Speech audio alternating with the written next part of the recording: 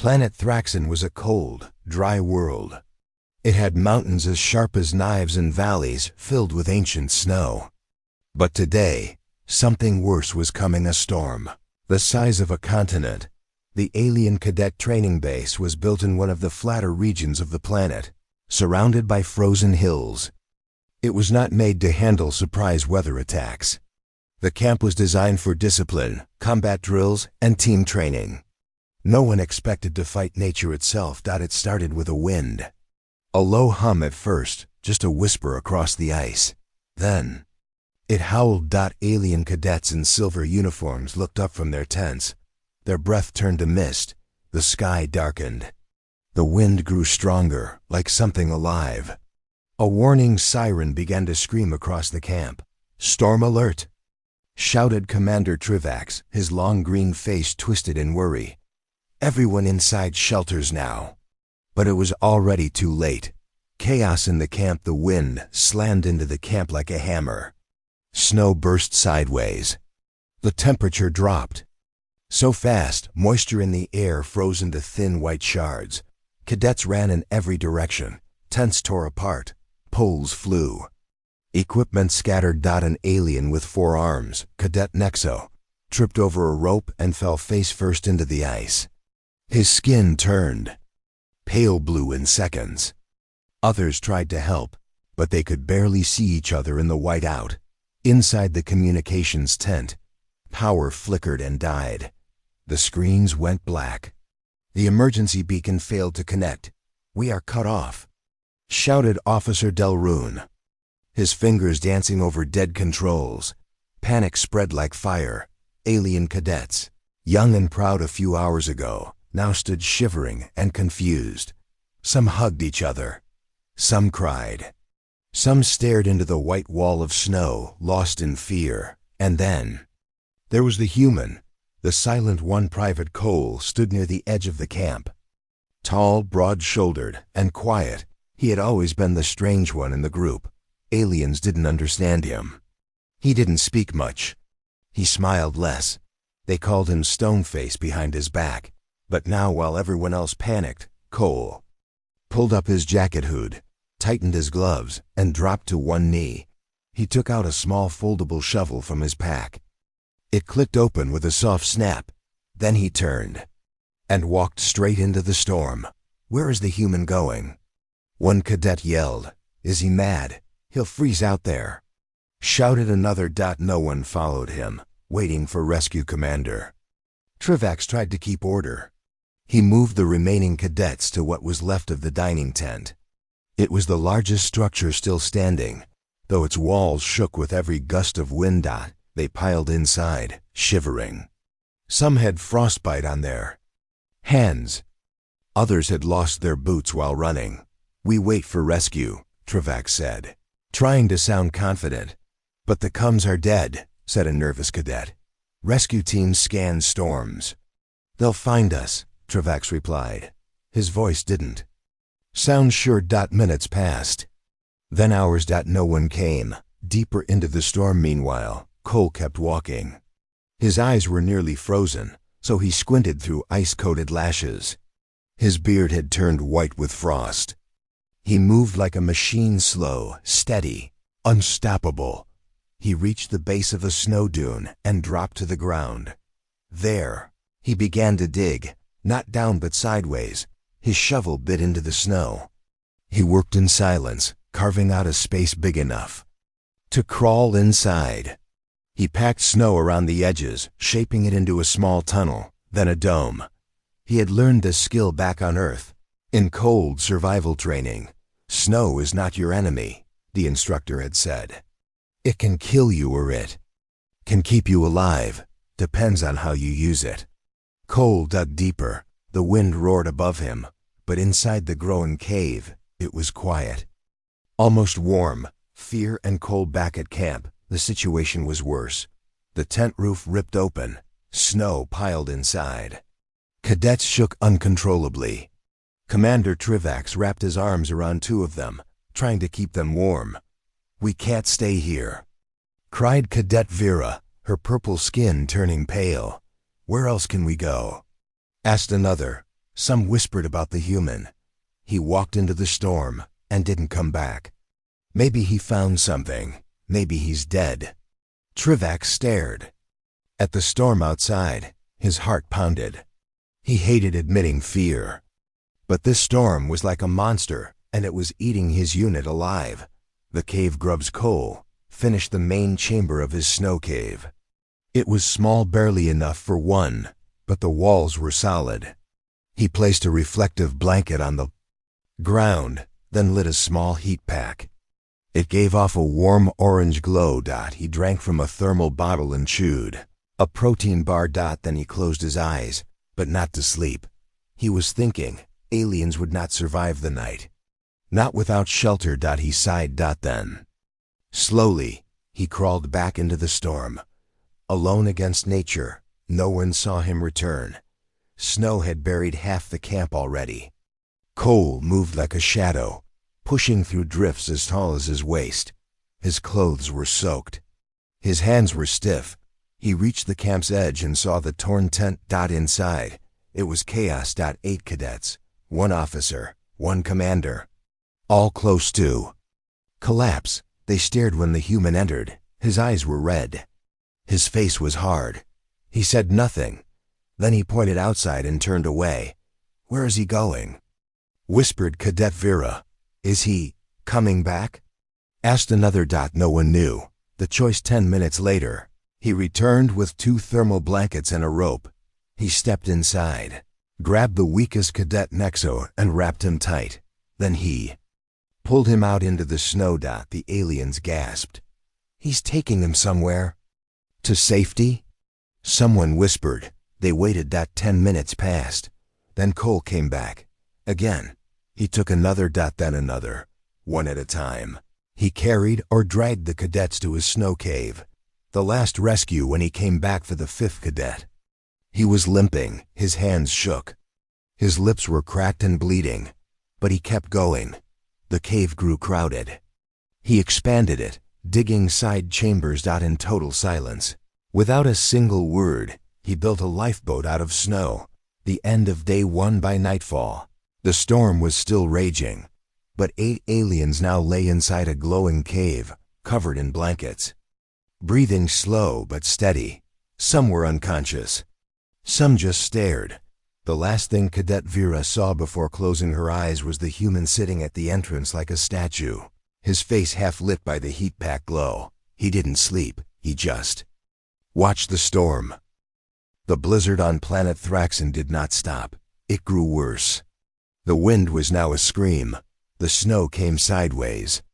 The world was white, cold, and deadly. Alien cadets had stopped speaking. Most lay still inside the snow cave, weak and half frozen. Some cried softly. Others stared at the walls, but none of them would forget what the human did. The human's returned Private Cole sat near the entrance of the snow cave. His back was pressed against the packed wall. His breath formed a steady mist in the freezing air. His hands were raw. His jacket was torn. He didn't complain. He didn't rest. He only listened to the storm and to the sounds of the others behind him. Inside the snow shelter, the aliens huddled together, their bodies sharing heat. They were from 5 different species, each with different biology, but all shared one thing: now fear. Cadet Vera, who had purple skin and glowing eyes, whispered softly, "He saved us." Commander Trivax, his own green body wrapped in silver foil, nodded slowly. "No," he said, "he keeps saving us." Inside the snow shelter, the cave was small and simple. Cole had carved out a main chamber and 2 side chambers. The roof was low. You had to crawl to get in or out. But it was warmer than anything outside.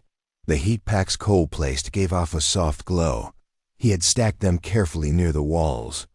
Reflective thermal blankets were layered on the floor. The moisture from their bodies made the air damp, but it was survivable. Every few minutes, someone coughed. Someone else groaned. A few were slipping into frost sleep, a dangerous condition for aliens, where the body goes numb and doesn't wake again. Cole reached into his pouch and pulled out something. a stim gel pack. Without speaking, he pressed it into Cadet Brand's neck. The alien's eyes snapped open. He gasped and looked around. "You're alive," Cole said in a low voice.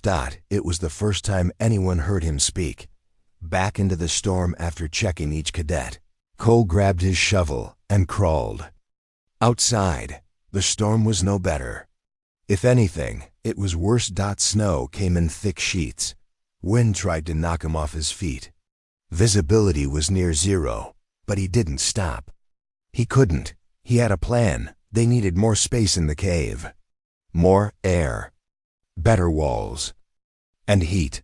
He pulled a broken heater core from his belt, a piece of tech salvaged from the alien base before it shut down.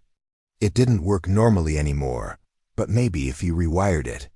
He crawled back into the cave, covered in snow, and began stripping wires with his teeth. Alien eyes watching. The aliens, still weak, watched him. They had never seen anything like it. Commander Trivax turned to Cadet Vera. "Do humans always act like this?" "I don't know," she whispered.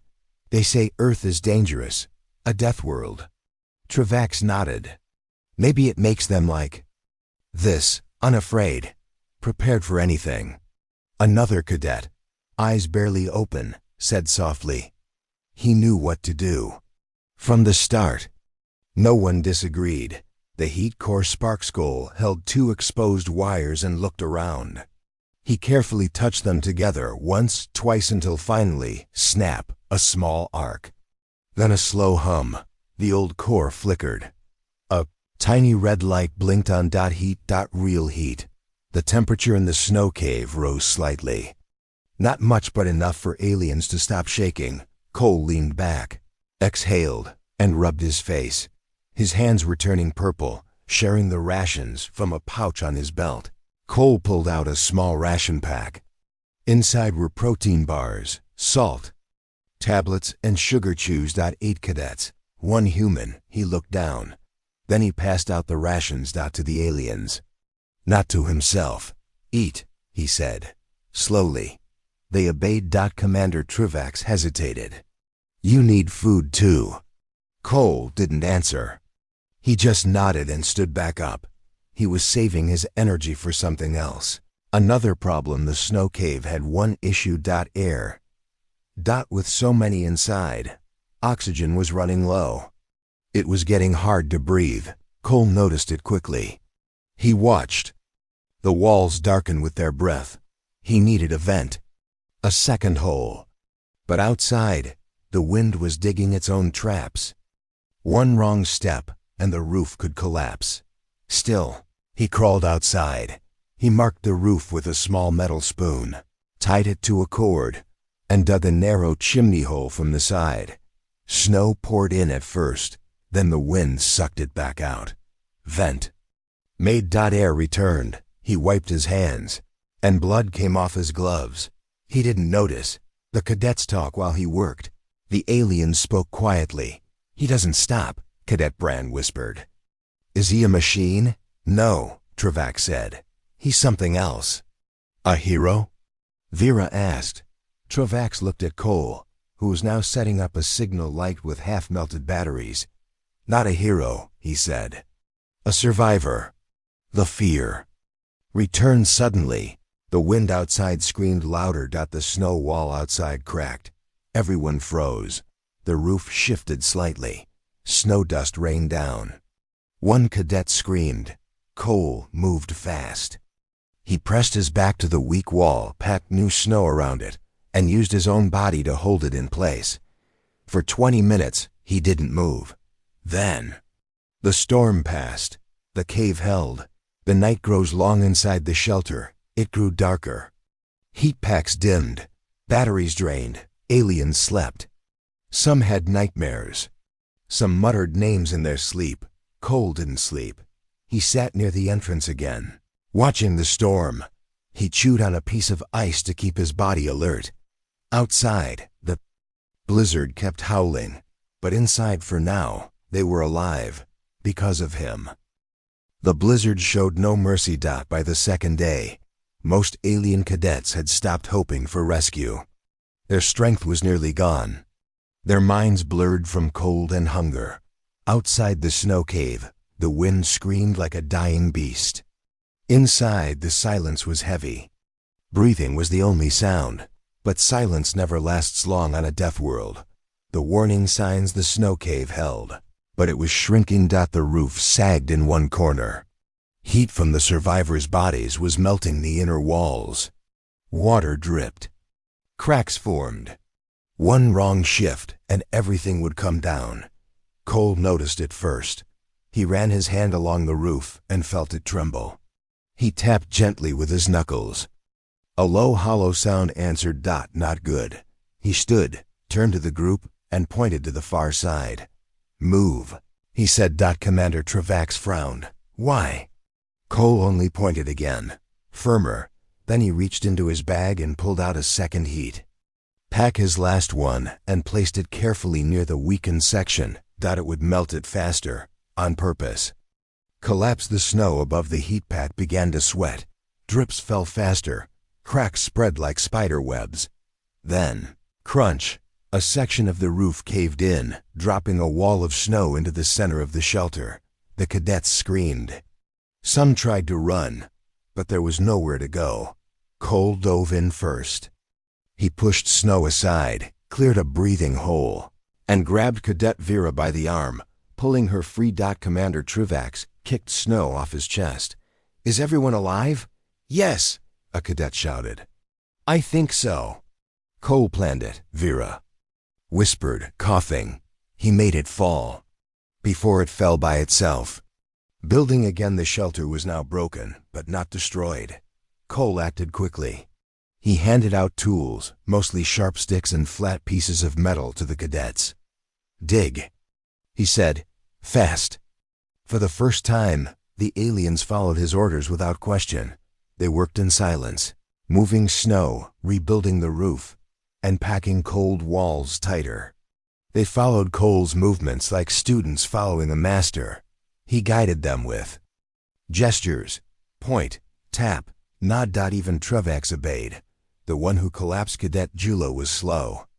His skin had turned pale. His movements were lazy. He coughed often and kept falling over. Cole noticed. He pulled Julo aside and checked his hands, white and stiff. Frostbite. Cole placed Julo near the center of the cave, closest to the heat core, and wrapped his limbs in foil. He tore his own jacket sleeve to use as insulation. Commander Travax saw it and asked, "What about your arm?" Cole didn't answer. Aliens begin to understand. As the cadets dug and packed snow, their fear began to change. It turned into something else. Respect. Cadet Vera whispered to Travax. I thought he was cold-hearted, but he gave us his food, his warmth, his voice. Travax nodded. He doesn't need to talk. His actions shout louder than our orders ever did. He saved Julo. He saved all of us. No, said Travax, eyes still watching Cole work. He is still saving us. Second night. The second night was colder than the first. The storm howled louder. The snow cave creaked like it might break again. But now the aliens didn't just wait. They took shifts. Some watched the walls. Some guarded the air vent. Others rubbed each other's limbs to keep blood flowing. Cole gave them purpose, structure. Action. Not by shouting, but by moving. Cole's struggle, but Cole himself, was weakening. His hands bled. His eyes were red from frost and wind. His breathing was short. And when he stood, he leaned on the wall to steady himself. But still, he moved. When one cadet asked why, Cole simply said, "If I stop, you die." One cadet tries to help. Cadet Vera, full of guilt, finally crawled to Cole and said, "Let me take your shift. You rest." He looked at her with tired eyes but nodded once. She sat near the vent, watching it closely, copying Cole's exact position. In that moment, she realized something. They didn't need him to speak. They needed him to lead, and she wanted to learn. Hope fading despite all their efforts. One truth hung in the air. They could not survive forever. The rations were gone. The heat core blinked slower every hour. One cadet whispered, They're not coming, are they? No one answered. Not even Cole. The moment of choice on the third morning. The sky outside was still white, but the wind had slowed. Cole crawled out again. He looked at the shattered camp, half buried. Most of it was gone, torn apart by wind, or covered under meters of snow. He returned to the Cum's tent ruins. Inside, frozen metal. But Cole saw something. A bent antenna. He stared at it for a long time. Then he smiled. Just a little. The start of a new plan. Cole returned to the cave. With pieces of metal, wire, and a solar battery from his belt pack, he sat near the back wall and began building something. Aliens watched in silence as he connected broken parts. He was going to do something no one expected. Not survive. Not hide. Signal. The storm on planet Thraxon still whispered across the white land, but its anger had faded. The wind slowed. The snow fell softer. Inside the snow cave, the air was heavy. The alien cadets sat close together, tired and quiet. No one had spoken in a while. The silence wasn't just from fear anymore. It was from waiting. Waiting to see what Cole would do next. Cole's eyes never stopped moving. Private Cole sat near the snow cave's back wall. Tools spread around him. Bent wires, cracked transmitters. 2 pieces of antenna, one clearly chewed by frostbite.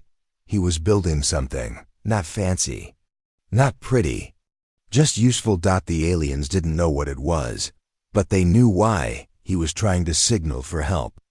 The unbelievable build. Cadet Vera leaned closer, whispering, "Where did he even find those parts?" Commander Travax replied, "He went back into the camp ruins." "Alone," another cadet gasped. "That's suicide." "No," Travax said, voice low. "That's instinct. A human survival instinct." They watched Cole attach 2 wires with melted plastic. Then he twisted a piece of metal into a crude circuit. He licked his finger, touched a point sap. A spark. It worked. A signal is born. Cole pressed a button. A weak blue light blinked. Blink. Pause. Blink. Pause. A coded pulse. He turned it off, then adjusted the wiring, then turned it on again. This time, a soft hum followed the blinking. Cadet Julo whispered, "Is that a signal?" Cole finally spoke, quiet, focused, short range, weak, but steady. His voice was dry like paper, but his eyes were sharp. "If someone is scanning, they'll see it." He looked up at the cadets, but it might take time. Time. They didn't have time. That was their real enemy now. Heat was fading. Their water supply came from melting snow, but their bodies were starving. Fatigue was creeping into their bones. Eyes stayed half closed. Limbs felt heavier. Cadet Brand shook as he spoke. "We might not last long enough for rescue." Cole didn't argue. Instead, he got up and opened the snow cave's exit. Why go back out? The cold hit like a slap. But Cole stepped outside. Where is he going now? A cadet asked. "He just finished building a signal," Vera said. "He should rest." But Cole was moving again. He had a purpose, expanding the shelter outside. The snow was softer now. The storm had packed it tight. Good for building. Cole took his shovel and dug a second tunnel, branching from the cave. He worked quietly, breathing slow. He wasn't just surviving, he was preparing, noticing footprints back in the cave. Cadet Vera saw something that made her chest tighten. Cole's footprints in the snow. They dragged slightly. He was limping, she whispered. "He's hurt." Commander Travax closed his eyes.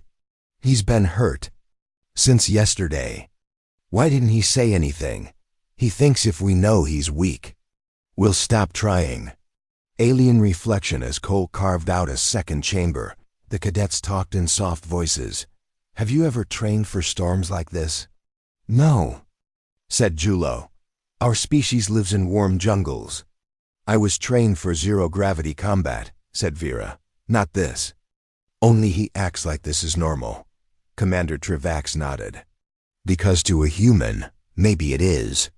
A sudden crash as Cole was digging. A section of snow above him gave way. A small avalanche of powder slammed into his side. He fell, barely catching himself with the shovel. Inside the cave, they heard the thud. "Cole!" Vera shouted. Trivax ordered, "Stay here." But Vera didn't listen. She crawled into the tunnel and found Cole half buried, gasping. She pulled snow from his back. "Why didn't you call for help?" He looked at her with tired eyes. "Help is limited. Use it wisely." She froze at those words. They weren't cold. They were honest. That was how he thought. "The truth comes out back in the cave," Vera wrapped Cole's arm and gave him a water pouch. "You can't keep going like this," she said. "We'll all die if you collapse." Cole didn't argue. He nodded. Then he handed her the blinking device. "Your shift," he said. "Watch the signal." She looked at it with wide eyes. "You trust me?" "I have to." Then he crawled into the new chamber and passed out for the first time in days. The cadets learned while Cole slept. The aliens kept the shelter running. They checked the air vent. They fixed wall cracks. They melted snow into water. No one complained. Vera watched the signal blink. She whispered every blink out loud. 1, 2, pause. 1, 2. It became a heartbeat. Hope. Cole's dream inside his sleep. Cole dreamed of Earth. Snowy forests. Frozen lakes. Survival school. He remembered his instructor yelling, "Never wait for rescue. Build your own rescue. Move." He opened his eyes. The snow cave was glowing. Aliens moving, working, watching. They had learned. Private Cole had finally allowed himself to sleep, but not for long. He awoke after just 2 hours. His muscles ached. His lips were cracked. His back was sore from the collapsed snow wall earlier. But he didn't complain. He sat up, looked around, and listened. The snow cave was quiet, peaceful, but the peace was thin, like ice ready to break. The cadets were alive, but just barely. Reality settles in. Cole checked the ration pouch. He counted with his fingers. 1, 2, 3 and a half. Only enough food for 4 people. There were 9 survivors in the shelter, now including him. He didn't show any reaction. He simply zipped the pouch closed and sat down, thinking. Commander Trivax noticed. "No more food?" he asked softly. Cole shook his head once. "Can we stretch it?" asked Vera, who had taken the signal watch during the night. "No," Cole said. "Not enough." The selfless move without another word. Cole opened the ration pack and began handing pieces out. He gave 1 chunk to Julo, who was still weak. Another to Bran. Another half to Vera. Then small bits to the others. Nothing for himself. Commander Trivax watched closely. "You didn't take a portion." "I don't need it," Cole replied flatly. "That's not true. I can last longer than you." He wasn't being proud. He was being honest.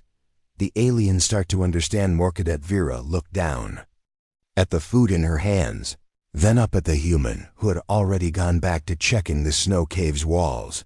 She whispered, "Why does he keep doing this?" "Because humans are like this," Bran said, barely able to keep his eyes open. "They do strange things, brave things, dangerous things. No training officer taught us to behave like that."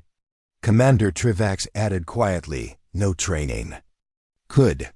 The signal keeps blinking. The signal device continued to blink, sending out its weak pulse into the cold air. Blink. Pause. Blink. But there was no reply. No sound from the sky.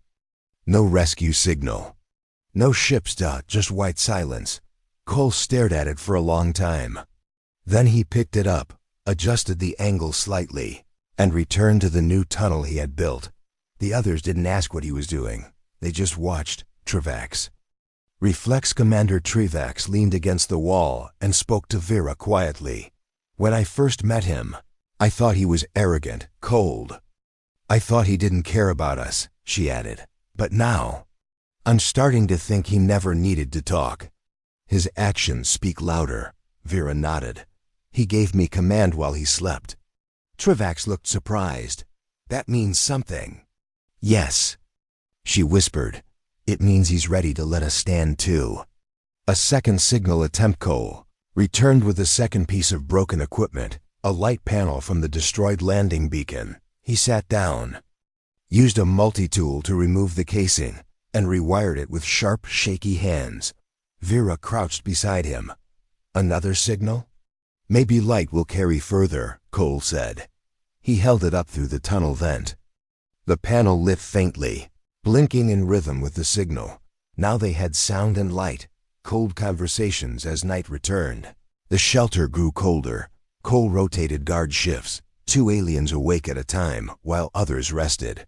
During one shift, Cadet Julo turned to Cole. Why do you keep giving us everything? Cole looked him in the eye. Because that's what humans do. But you'll die first. Not if help comes. And if it doesn't. Cole looked back at the entrance and said nothing. Sometimes was the truest answer. The panic returned later that night. The heat core blinked out. The cave temperature dropped fast. Everyone felt it. Brand began shaking hard. Vera gasped. Travax said, "We need more heat." Cole stood up, grabbed the old wires, and sparked them against a metal pipe. Nothing. Again. Still nothing. His hands were too cold now. Sacrifice of warmth. Without a word, Cole removed his own jacket and wrapped it around the heat core, insulating it from the cold. The others gasped. "You'll freeze," Vera said, but the core warmed slightly and blinked on again, weak glow. But still alive, like them. First signs of change that night. Something shifted, not in the snow. In the hearts of the aliens, they started whispering quietly, promising each other they'd take care of Cole if he collapsed. They watched him closer, followed his movements more carefully, respected his silence for the first time since the storm began. They felt like a team, not a group of strangers, but a unit. Snow still covered everything outside the shelter, but inside, the survivors began to change. They were still weak, still cold, still scared, but they had one thing now they didn't have before. Hope, the signal that wouldn't die. The light panel blinked slowly through the vent. The signal device still pulsed every few seconds. Cole had rebuilt it 3 times now. His hands were red and cracked.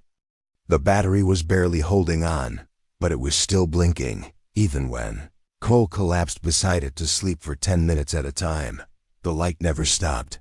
Blink, pause, blink. A new leader? Vera kept the signal watch while Cole slept. She sat upright, watching it blink. When it dimmed, she adjusted the wires. When snow covered the vent, she brushed it off with a stick. She didn't ask Cole what to do. She just did it. Commander Travax noticed and leaned toward her. He trusts you now, she nodded. He trained us without speaking, and we followed, Travax said. Because actions are stronger than orders. A dangerous idea. The cave walls creaked again. The snow above them was getting heavier. Cole listened to the sound and frowned. The cave will not hold another storm, he said. We need reinforcement. But we're out of materials, Travax replied. Not completely, Cole said, standing slowly. He walked to the edge of the shelter, pulled up 2 broken tent poles, and 1 frozen tarp from his survival pack. We need to go back out. One last time. Out into the ice cold. Didn't wait for agreement. He wrapped a scarf around his neck and crawled into the wind. Travax and Vera followed without question. The blizzard had stopped days ago, but it was still dangerously cold. Their boots sank into deep snow. The sun was hidden behind gray skies. They reached the old alien camp ruins. It looked like a graveyard. Tents were shredded, steel frames bent, gear frozen solid under ice. But Cole moved quickly, grabbing everything that could be used: metal sheets, plastic strips, a long antenna, Wire dot, then he froze. His eyes spotted a satellite dish, half buried in a snowdrift. The dish Cole dug it out carefully. It was cracked, useless to most. But to him, it was everything. A backup dish used only during emergencies. He pulled wires from his pack and rewired the base. He connected it to the blinking signal transmitter and tied it to a pole. Then he raised it. The weakest signal becomes a beacon. The new dish stood barely 1.5 meters tall, covered in frost. But when the signal passed through it, the blink brightened. The hum grew stronger. It was no longer just a local signal. Now, it reached beyond the planet's surface, toward the sky. It's working, Vera gasped. It's stronger. Look at the lights. Cole gave a small smile. Trivak stepped closer. Can someone pick it up from orbit? Maybe, Cole said. If a patrol ship is scanning for survivors, that's still a small chance. Yes, Cole nodded, looking up at the gray sky. But now, it's not zero. Collapse in the snow suddenly. Cole's legs buckled. He dropped to one knee, gripping the dish's base. Cole! Vera shouted, grabbing his arm. He didn't answer. His eyes closed. His lips turned blue. Trivak caught him before he fell face first into the snow. Returned to shelter, they dragged Cole back to the snow cave. He didn't fight them. He was too far gone. Vera wrapped him in every remaining blanket. Bran gave up his own to cover Cole's legs. Julo heated one of the last gel packs and placed it on Cole's chest. The human's breathing was shallow, his hands ice cold. He gave us everything, Vera said. Now we give it back. Waiting in the dark hours passed. The signal kept blinking. Stronger than before, but no ships came. Cole didn't wake. Trivak stood at the vent, staring at the clouds above. Come on, he whispered. He saved us. Someone answer. The wind blew. The silence hurt. The spark in the sky thin, a tiny light blinked in the clouds. Not from their signal, from above. Vera screamed. Look! A second light, then a third. Then the roar of engines broke the stillness. A ship. A rescue ship. The rescue ship cut through the thick gray clouds. Its powerful lights shone down on the frozen planet below, chasing away the last shadows of the deadly blizzard. Inside the snow cave, the aliens and the human survivors heard the sound, a deep, vibrating roar that shook the walls. Hope was alive. Arrival. The ship landed with a heavy thud near the ruined camp. Its engines blew snow and ice in every direction. Commander Trivak and Cadet Vera helped carefully carry Private Cole outside. He was pale and weak but still breathing. The rescue team burst from the ship, alien medics and engineers, rushing forward. With warmth and supplies, emergency care. Cole was immediately taken to the medical bay. Aliens watched nervously as doctors worked on him, warming packs, oxygen masks, and advanced healing tech. Trivak whispered to Vera, he saved us all. Will he be okay? Vera nodded, tears in her eyes. He has to be. The human difference. Later, Trivak and Vera stood on the ship's observation deck, watching the frozen world fade beneath them. Humans are different, Vera said softly. They don't wait for help. They fight for it. Trivak looked at the stars. That instinct. It saved us. The lesson the aliens had trained to survive many things: war, politics, zero gravity, but never a storm like this, and never a human like Cole. The humans returned days later. Cole opened his eyes. The medic smiled. He looked around, saw the aliens' faces, and gave a weak nod. New respect. Commander Trivak stepped forward.